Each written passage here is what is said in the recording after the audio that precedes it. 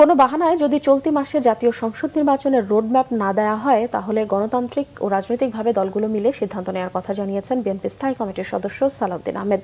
রাজধানীর diploma engineers মিলনায়তনে nationalist research foundation আয়োজিত আলোচনা সভায় তিনি এসব কথা বলেন। সালাউদ্দিন আহমেদ বলেন, নতুন রাষ্ট্রের জন্য গণপরিষদের মাধ্যমে সংবিধান প্রণয়ন করতে হয়।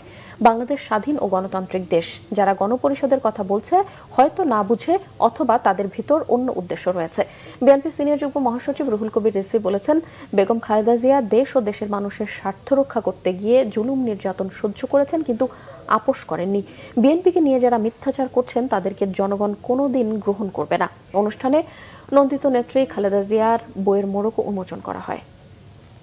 5ই আগস্টের ছাত্র গণ অভ্যুত্থান কি মেম্বার চেয়ারম্যান ইলেকশনের জন্য হয়েছিল? দেশে পৌরসভা উপজেলা চেয়ারম্যানদের নির্বাচনের জন্য কি 5ই আগস্ট হয়েছিল? তাহলে তারা কেন শুধু মেম্বার চেয়ারম্যান ইলেকশন নিয়ে আগে হবে এই দাবি তুলছে? মাননীয় প্রধান উপদেষ্টা, আপনাকে অতি শীঘ্র জাতীয় সংসদের রোডম্যাপ প্রদান করতে হবে, নির্বাচনের রোডম্যাপ।